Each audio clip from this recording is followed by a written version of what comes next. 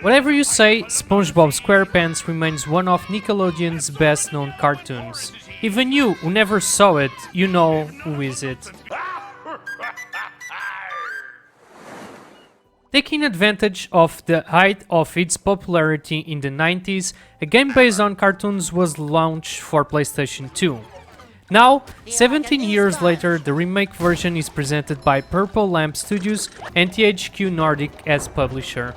For those who, like me, have never played their original, can manage to leave aside the glasses of nostalgia that this title can carry to the present day. However, and after some research to get some point of comparison between titles, as expected, the graphics jump right out of the view with its upgrade, both in terms of textures and in terms of vivid and vibrant colors, never leaving its cartoon side by side.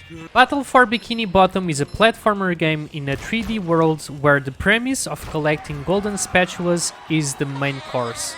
For those who don't remember, SpongeBob works in a restaurant that serves hamburgers, hence the reference to them.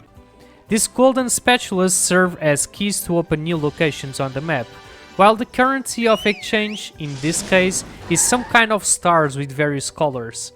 Kinda like similar to Spyro the Dragon, where each color corresponds to different amounts.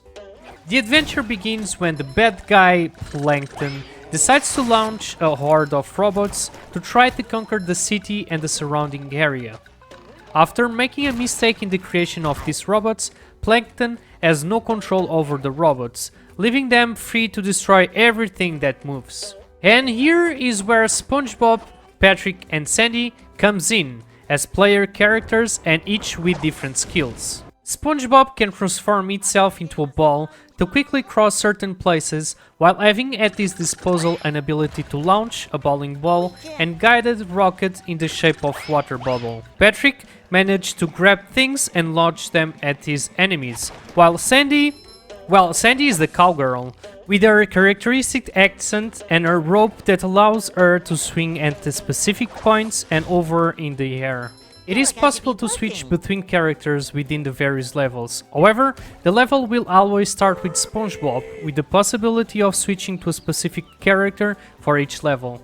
Each level has different objectives and dangers, which means different ways of approaching each situation. This exchange will always be carried out in a bus stop, with convenient lights to leave no doubt for the players. The game offers about 15 playable levels in specific locations in the series, like Goo Lagoon, Krusty Krab, and even Rock Bottom. With very simple gameplay and mechanics, it does not offer anything new to the genre. Well, since it's an adaptation of its original, it carries all that luggage. Also, there is no penalty for losing all available lives or for falling off the map, as the character will return either to the place where he fell or to the previous checkpoint. And yes, this is a very cheerful title, sometimes too cheerful. Each level has different song and honestly, after a few minutes with the same super cheerful music in a loop, it can be a little bit frustrating.